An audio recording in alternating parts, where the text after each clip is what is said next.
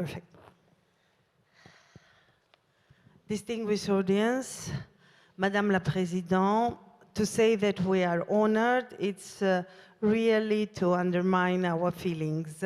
We are very grateful to be part of this conference, and I would like to thank you for considering culture as a brick for the peace building, as the crucial instrument for the post-war reconstruction. Saying this, I would like first to introduce our wonderful panelists, and I will start with Manana Tevsadze, who is the director of Blue Shield Georgia. Lana Karaya, who is having a double hat at this conference because she is chair of ICOM Georgia, but at the same time she is representing ICOM International. Alessandra Perusetto, regional director for Middle East and North Africa at the World Monument Fund. Corinne Wegener, director of Smithsonian Cultural Rescue Initiatives. And finally, Alexandra Bifig, the project manager at the very important organization because they are funding the post-conflict and conflict projects, Alif Foundation. Dear audience, I don't think that I need to preach how culture matters and how important culture is in the during the war, and even more after the war in the period of the reconstruction. As you know, the most important thing sometimes for the people at the refugee camps is to resume their cultural practices. And you know that the hope that they will see their destroyed sites or museums reviving, it's also very important for the preservation of the identity of the people.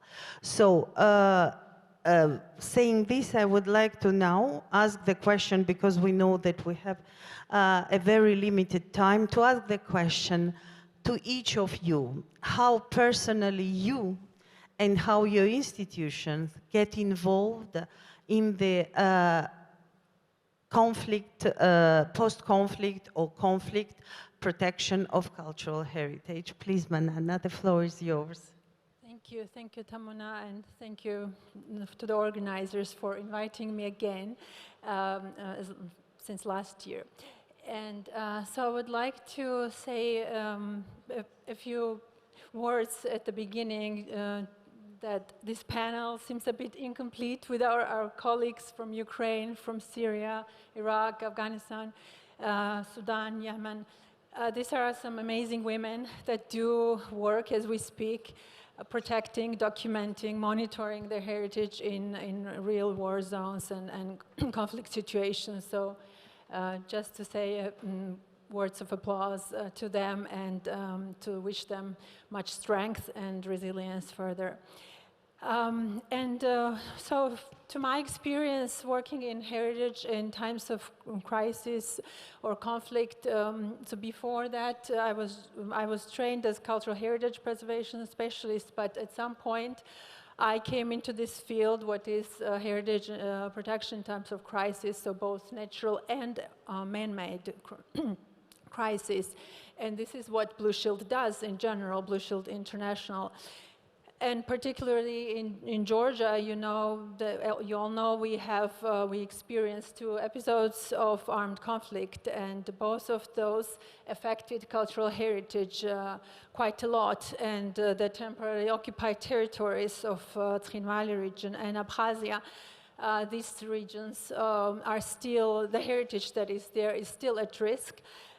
So my involvement in the past 6-7 years as the chair of Blue Shield has been to mainly look at the damages, the threats, and the future threats also that exist to these heritage sites or museums, and even also intangible heritage of the internally displaced persons. And so what we have done, and I'm really proud to say that we worked several years on the report for the first time now on Trinmali, but hopefully also on Abkhazia, to document all the sites that have been damaged as a result of hostilities, but also beyond, so in times of occupation, which amount to hundreds of sites that are now in very close proximity to new military facilities that have been built there by the occupation, by the Russian occupation forces. And so that's like one part of our work, but and then to also disseminate this information further to our international partners and try to utilize the international humanitarian law to protect it. But then on the ground, we also try to engage with the volunteers, with the locals, and train them in cultural first aid, and also to seek partnerships with sectors like the military, like the emergency services, and really be prepared, do everything in the peacetime to be ready, because we see now in Ukraine most vividly that it's then too late and too hard to do all this work. And so what Blue Shield Georgia has done also has been to train museum professionals, for example, in Gori, which was affected also in 2008 war and still remains very close to the occupation line. And also to do these trainings with the civil military groups, so that we know how to work together.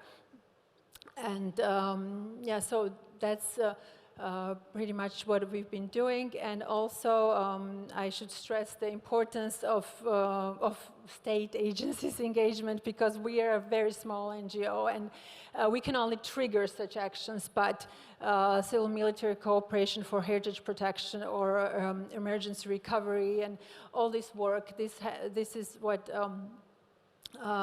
the state also has to be very active in initiating and implementing.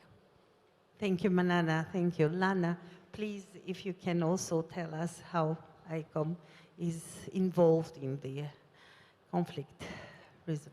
Thank you, Tamar. First of all, I would like to thank Madam President. I should pass the gratitude from the ICOM President for inviting the ICOM International and ICOM Georgia. She is also the female leader of the ICOM President, and we can see many female leaders within ICOM and ICOM Georgia. So how ICOM is International Council of Museums, which was created in 1946. And today, this is the only global authority dedicated to the museum and museum professionals. So with nearly 50,000 professional members, ICOM is represented in 140 countries, and also with 118 national committees, and one of them is ICOM Georgia. ICOM, together with other departments, it has a heritage protection department, which maintains its work through several directions. The main tool I should have to list here, it's the ICOM Code of Ethics, which is a minimal standards for the museum work, actually, and for the heritage protection in the museum field.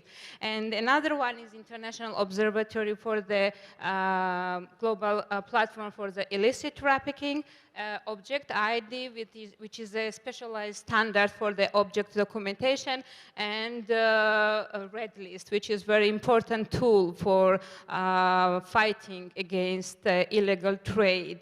ICOM Heritage Protection Department plays really vital role in the heritage protection, and it collaborates with several international organizations and governments and local communities to develop the strategies for the emergency and risk preparedness. And we are really happy that we are collaborating with this heritage nationally. ICOM Georgia was created in 2007. And we are here at the Women's International Conference, and I cannot just proceed without mentioning the first leader of the ICOM Georgia, Professor Inga Karaya, who was the first leader of ICOM Georgia and very significant person in the museum field development in Georgia. ICOM Georgia is represented throughout Georgia with nearly 500 plus members, and over than 15 years experience. We have completed more than 100 small and large scale projects nationally, regionally, and internationally.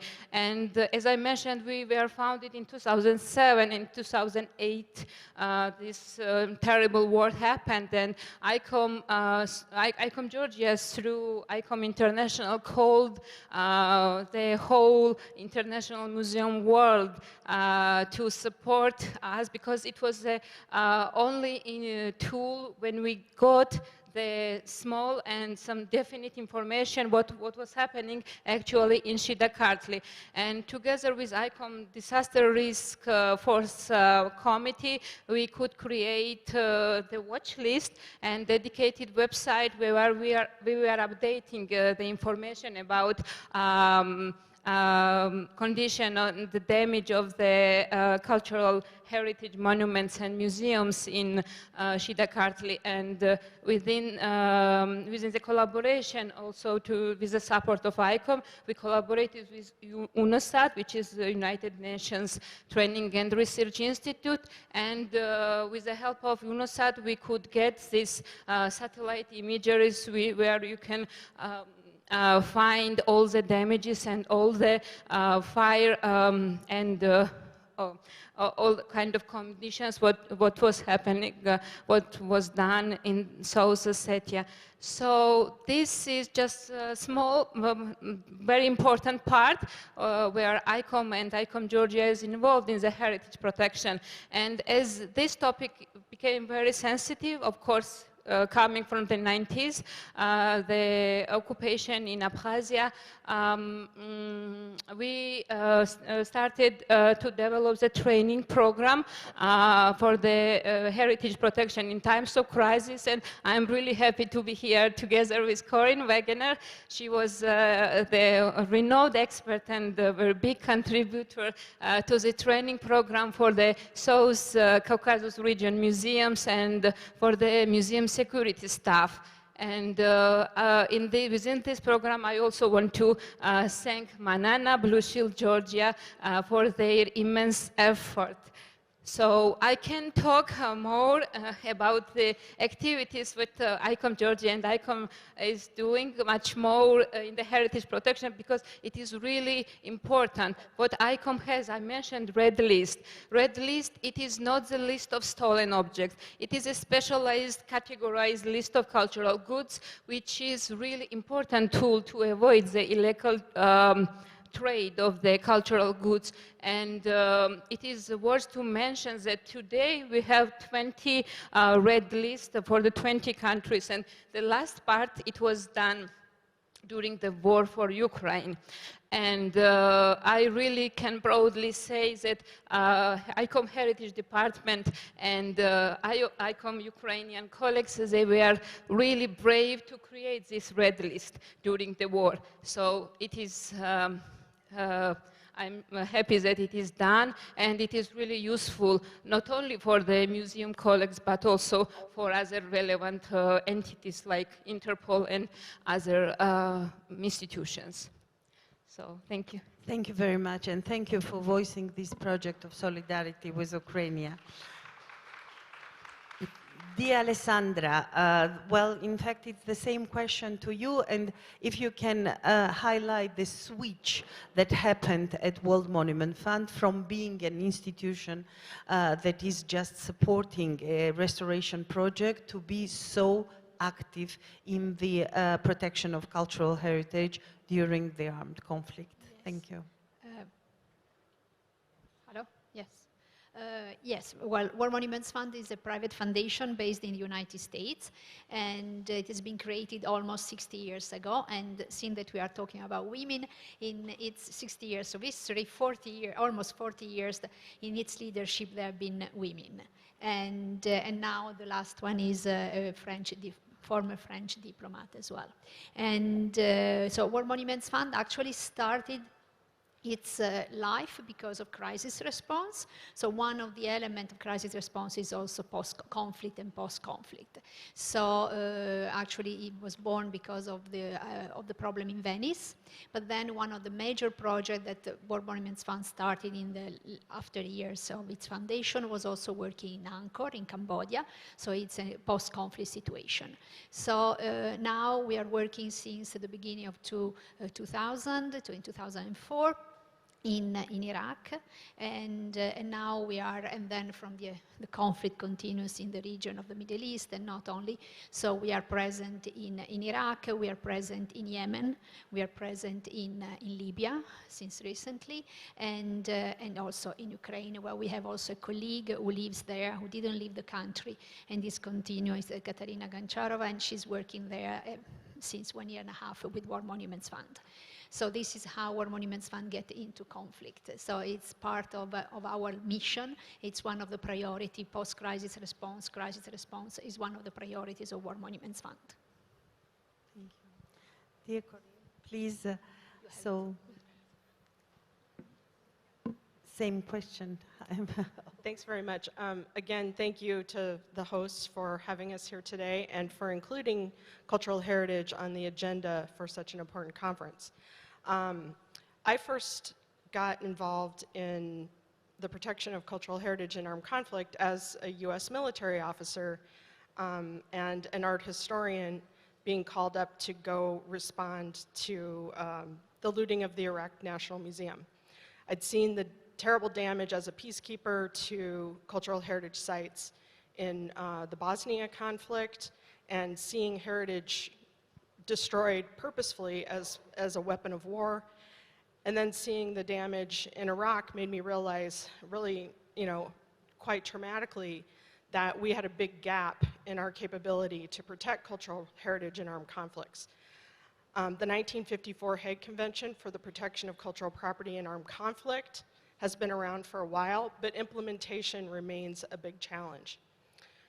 So I started the United States Committee of the Blue Shield, the partner or counterpart organization to Blue Shield Georgia, back in 2006 when I returned from Iraq. And that organization has been working hard to implement the Hague Convention for the US, and after a lot of lobbying effort, the United States finally ratified the 1954 Hague Convention in 2009. So after that, there was a lot of work to be done. Blue Shield helps cultural heritage not only in armed conflict situations, but also naturally caused disasters. And so I met the Smithsonian colleagues in Haiti in 2010 after the Haiti earthquake, when there was a great need for not only humanitarian assistance in Haiti, but also to assist Haiti with recovering their cultural heritage. And so at that point, the Smithsonian is the national museum system of the United States, and they've done a lot of that type of work within the United States and protecting their collections, for the American people. But at that point, realizing that they could do a lot more internationally for outreach for cultural heritage at risk. So that's how the Smithsonian Cultural Rescue Initiative was born. And so since about 2012, we've been working around the world in many kind of different disaster situations. I'd like to say that the cultural heritage protection community is small but mighty, and we do work on a lot of projects together, training, response, etc. And so that's how the Smithsonian really became involved, and we've worked on projects in Iraq and Syria, continuing on to work in Haiti, and a lot of projects in Ukraine, but hopefully we'll talk about that again in a moment. Dear Alexandra, now I think that the audience will be very interested to listen how this unique foundation was created to respond to the cultural protection during the armed conflict.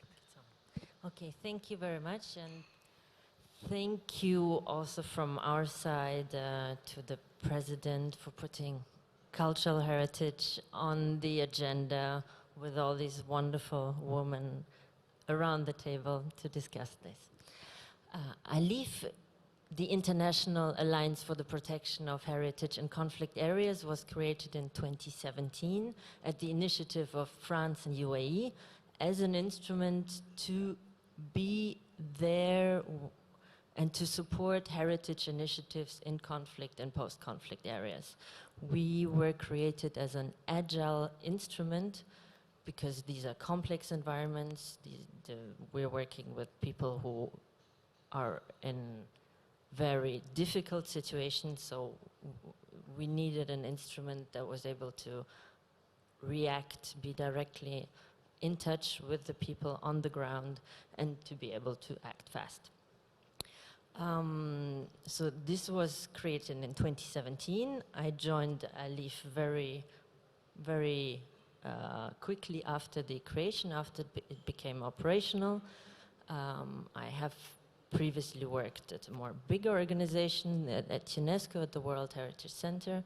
And as we talked about challenges here before, I like the challenge to move into a more complex environment, but also as a new instrument. So trying to co-create, trying to find ways how to make this our organization more meaningful to the field.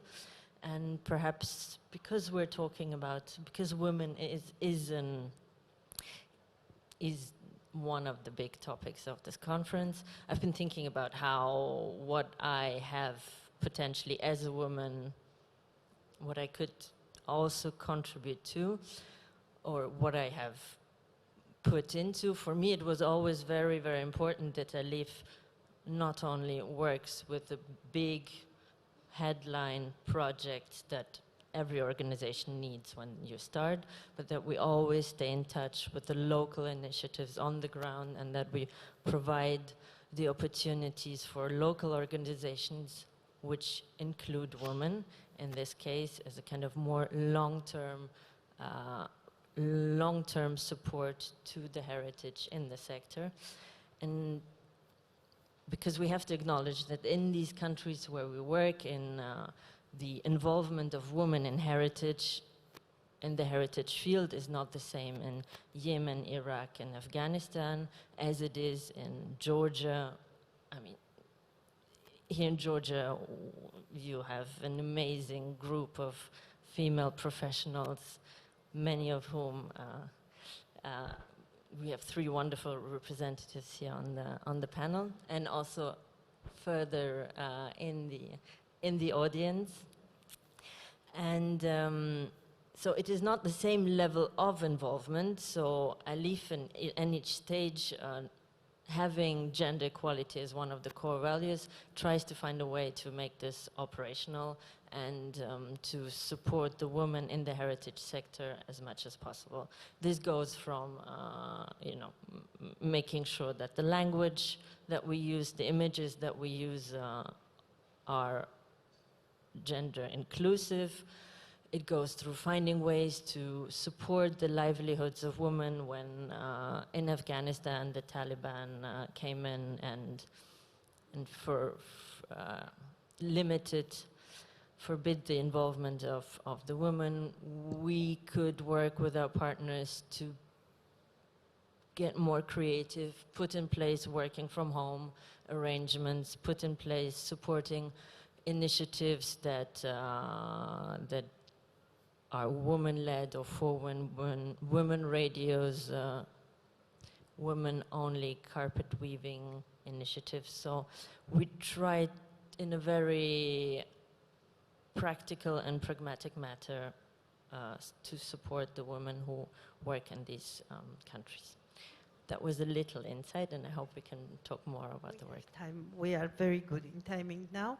And now my second question will be to, after introducing the institution that you're representing and after telling the whole scope of work that you are doing, I would like you first Manana to introduce us some activities, especially with the involvement of the women that your organization is doing, if you can. Thank you. Yes, it'll be hard for me to point to one initiative which does not include women.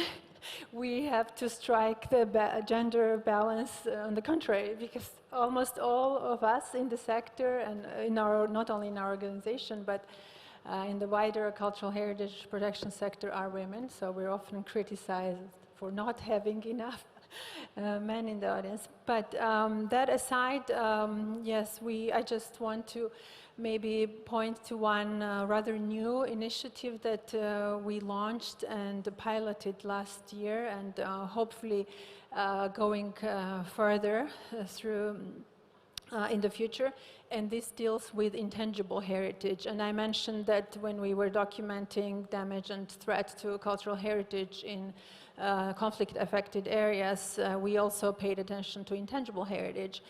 And the way we continued this was to work with the IDPs from the Trinvali region. And there also I want to stress the important role of women. So mostly we conducted interviews and focus group meetings, and these were mostly women.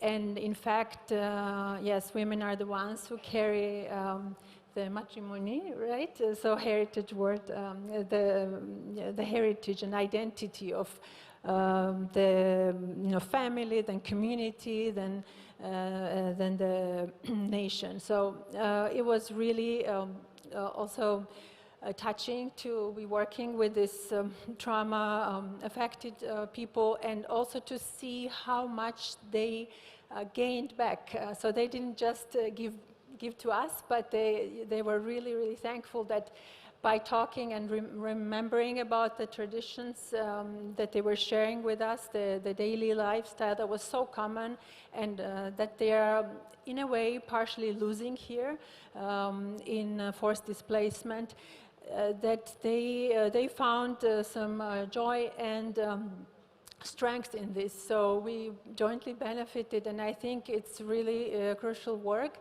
And hopefully that we are able to continue it with the support of our international partners and local partners as well, and make sure that these traditions, these intangible heritage practices don't get lost, and that these people, when they return, and I'm sure they will, and they're very, very positive as well, that they continue. And although those villages where they are from, for example, our pilot project concerned one village, Gehwi, very old and traditional village in the Didi-Liachwi Valley, that although this village is completely razed and has been bulldozed in the years following the war, we make sure that the toponyms, the traditions, these linkages and networks of the people who are now actually living quite apart from each other, which is also a sad situation in the compact settlements, that this gets preserved and transmitted further, so that the generation that comes and also returns there can start their lives back and can revive their cultural practices and traditions. So, and yes, again, stressing the importance of women, I can't stress enough that, yes, we are, I just want to recall the morning panel and only say that I just wish the women in heritage protection to be more courageous, although we are many, we're not few, but still we need more voices and stronger voices to convince some decision makers, which are not often female, to follow in this direction. And as you rightly pointed at the beginning, cultural heritage is what shapes us, what is our identity. So definitely we need all the support from all male and female activists and cultural workers to do this work in peacetime and of course in conflict as well. Thank you. Manana. This is very important what you are saying, that the villages are raised, but the cultural practices are still alive. So this is incredibly important to keep them. Dear Lana, now I would like to ask you the same question about some initiatives, and if you can highlight what you are jointly doing for the Ukrainian refugees here. Thank you. Thank you, Tamar.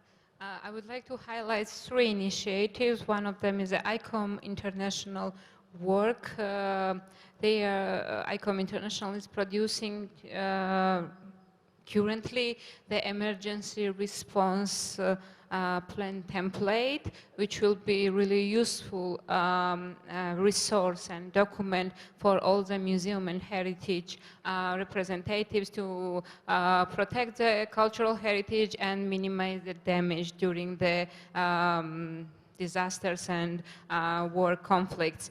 And particularly ICOM Georgia's project, I would like to highlight. This is our current project, which is the special project Solidarity to our Ukrainian colleagues.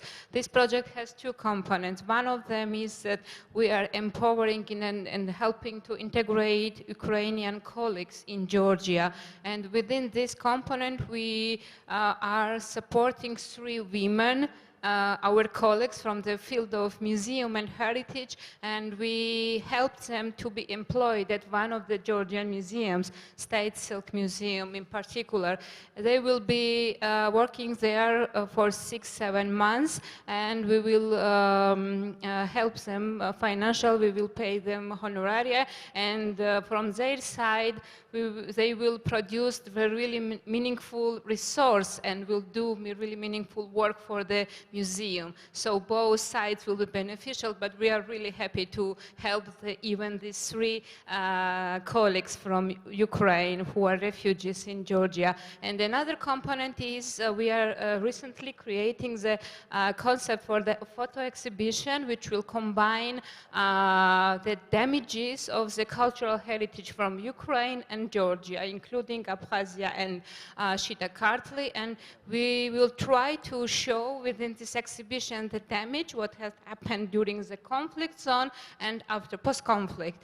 And together with photo exhibition, we will organize a panel discussion together with our Ukrainian colleagues and other institutions who are involved in this project. And we plan to organize these activities in 3 cities in Georgia, in Kartli, Adjara, and the final part will be in Tbilisi.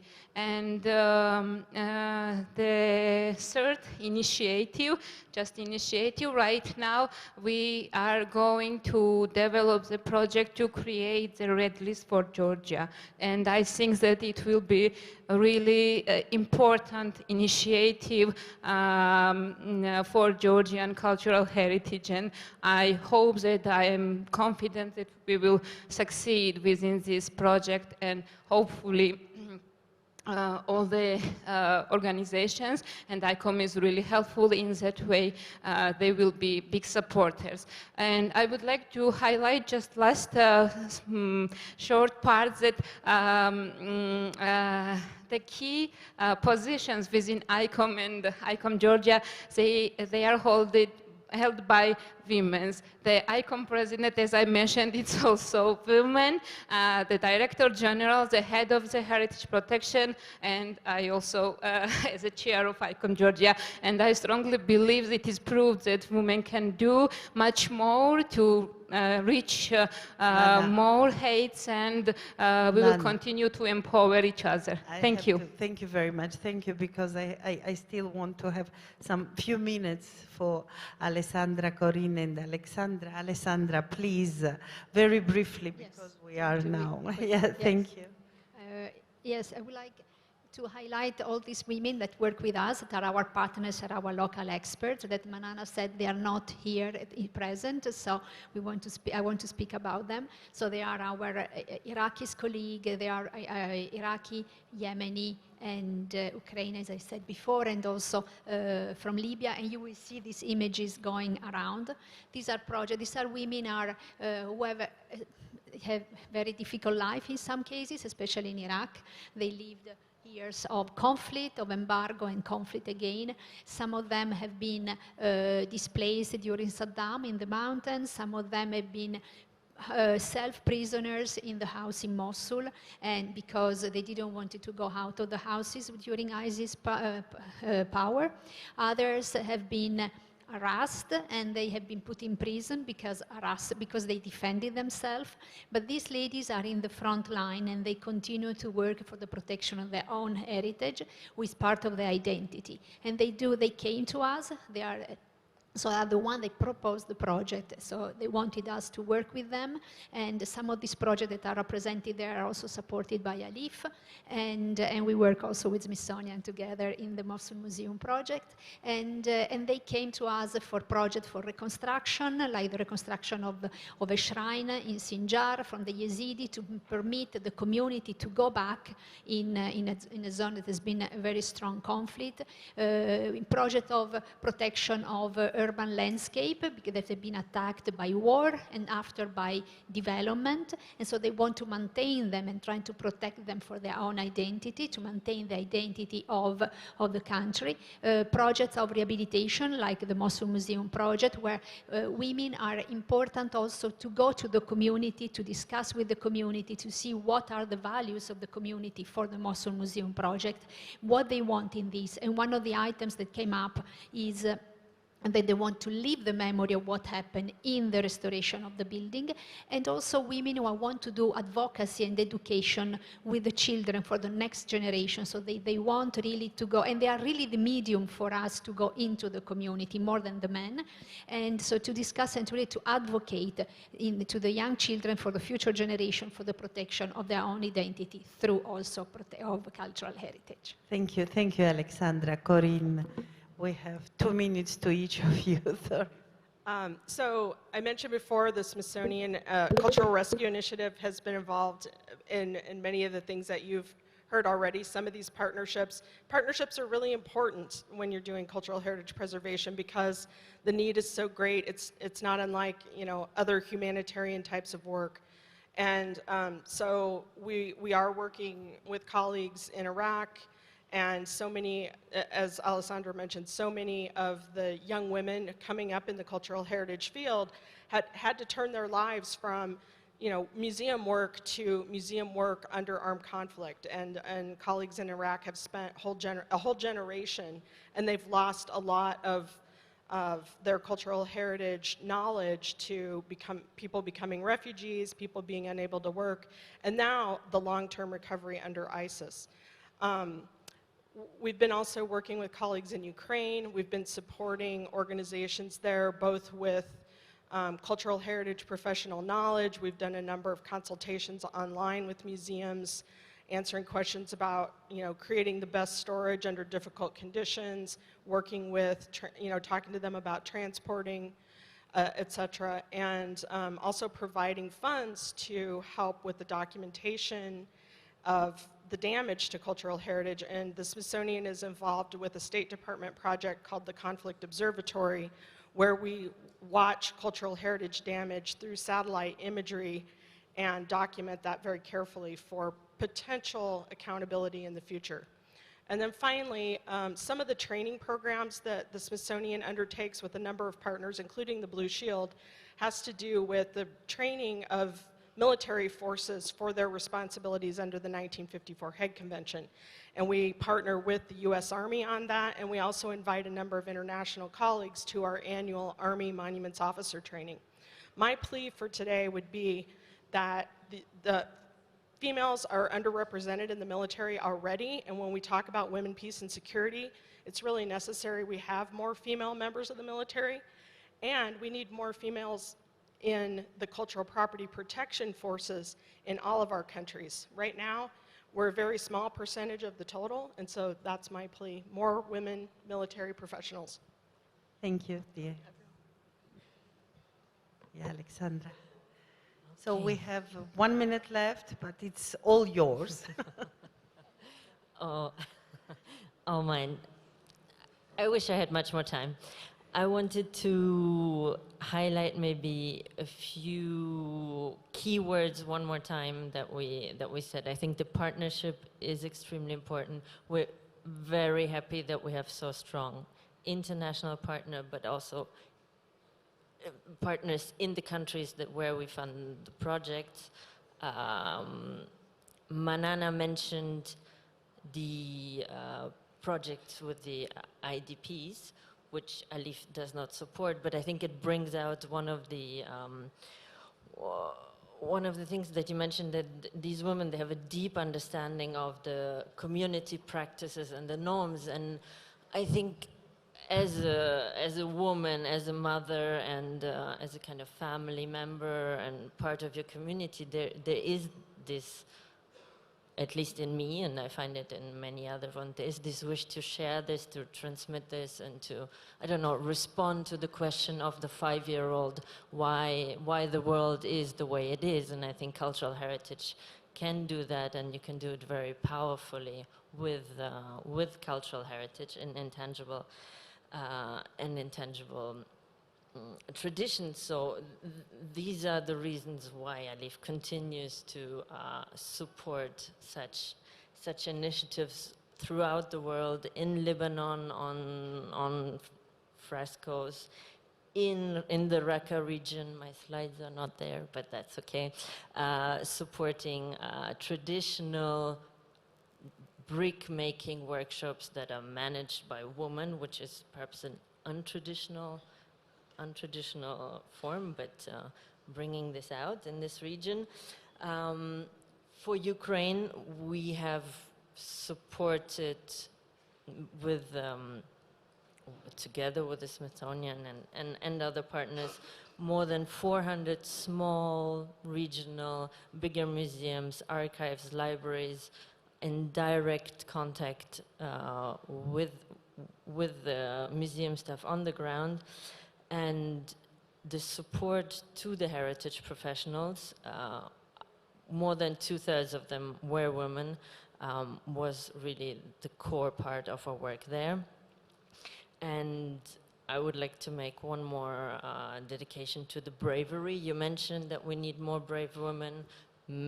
I've seen so many brave women over the past 5 years working for Alif. We definitely need to continue supporting them and also raising the voice. So again, thank you very much, President, for giving us the opportunity to raise the word. There's many other women who played a big part in the history, in the creation of the history of Alif, like the UNESCO Director Generals, Irina Bokova, Madame Azoulay, the Minister of Culture of the United Arab Emirates, Noura Al-Kabi, with whom we're also working in Mosul together. These are all women who raised the voice very loudly about the importance of protecting heritage in conflict areas, and I wish we will continue in this vein. Thank you very much. Thank you, Alexandra. Well, I would like to thank you, all our panelists, the audience for the attention, and my last word will be the protection of culture in a broader sense paves the way for the better future and for the peaceful future. Thank you very much.